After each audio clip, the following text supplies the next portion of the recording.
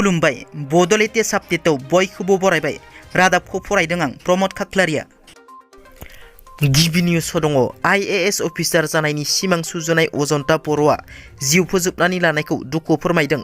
बर'मा पियनार एकाडेमिनि गुरायं ब्रिसा बसुमतारिया मख'नो गोनांदि जिउ फोजोबनानै लानाय अजन्ता बर'आ थांनाय 2017 मायथाइयाव मेट्रिक आनजादाव 93.67 जौखोन्दो नाम्बार लानानै उथ्रिनायनि उनाव बर'मा पियनार एकाडेमियाव बिगियान आयदायाव HS खौ फरायनानै 82 जौखोन्दो नाम्बार लानानै उथ्रिनो हादोंमोन आरो आथिखालाव कटन मुलुगसोलोंसालियाव सानखान्थि आयदायाव BSc 5थि सेमिस्टाराव फरायगासिनो दंमोन, नाथाय मैया बेलासियाव हरखाब गावनि जिउखौ फोजोबनानै लायो।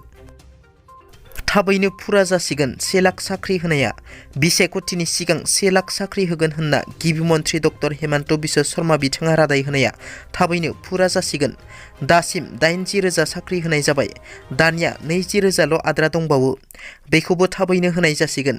फैगौ 3-4 दाननि गेजेरावनो 1 लाख साख्रि होनायनि खोथा होनाया फुरा जासिगोन होनना आसामनि गिबि मन्थ्रि डक्टर हेमन्त बिश्व शर्मा बिथाङा फोरमायथियो।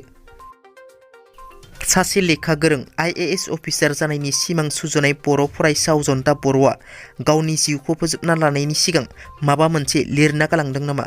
I am the most unlucky girl. I hate myself the most. Nothing is good in my life.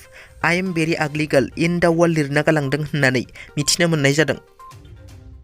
थांनाय 20 नभेम्बराव एबसुनि बानजायनायाव गिबि खेब क'क्राझार जिल्ला रोंगौसा सायख' आनजादखौ खुंदोंमोन आरो बे आनजादनि फिथाइखौ दिनै टप 3 मासियाव आवग्रिनो हानाय फरायसाफोरनि फारिलाइखौ फोसावबाय।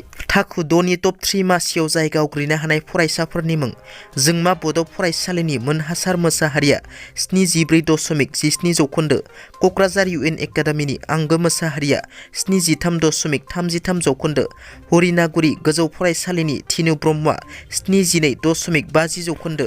थाखो 7नि टप 3 मासियाव जायगा आवग्रिनो हानाय फरायसाफोरनि मुं: पुथिमारि जिवारि ME स्कुलनि जिमिता नार्जारिया 77.50 जौखोन्दो, पुथिमारि जिवारि ME स्कुलनि माया बसुमतारिया 72.50 जौखोन्दो, बालिमारि सिलबाजि ME स्कुलनि सजनि नार्जारिया 67.50 जौखोन्दो।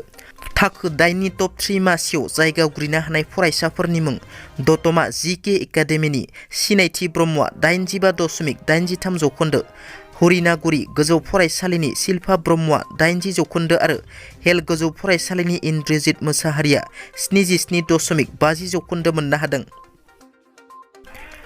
फासि नांनानै गावनि जिउखौ फोजोबनानै लानाय बारग' NDPनि दिनै सारद'। क'क्राझार जिल्लानि सिङाव थानाय खासियाबारि दुलागाव गामिनि बारग' NDPनि सासे सोद्रोमा कनक बसुमतारि बि गामब्ला बिथाङा थांनाय 24 नभेम्बर फुंनि 9 रिंगासो समाव गावनि जिउखौ फोजोबनानै लायो। बिथांनि सारद'खौ दिनै बिथांनि नखराव खुंनाय जायो। बे सारद'आव मिरु इउनाइटेड फराम अफ एक्स NDPनि आफादगिरि सिला बसुमतारि, अर्गानाइजिं सेक्रेटारि बिनायसा ब्रह्म, लेङाइ रांखान्थि नेहाथारि लकनाथ नार्जारि लोगोसेनो क'क्राझार जिल्ला इउनाइटेड फराम अफ एक्स NDPनि आफादगिरि आगस्टिन बरगयारि, गाहाय नेहाथारि रायदाव ब्रह्म लोगोसेनो जिल्लानि गोबां दैदेनगिरिफोराबो बाहागो लायो। दिनैनि रादाबा एसेनोसै। नोंथांमोना जुदि आंनि रादाबखौ खोनासंनानै मोजां मोनदोंब्ला अन्नानै लाइक, शेयार आरो साबस्क्राइब खालामनो दाबाव। गोजोन्थों।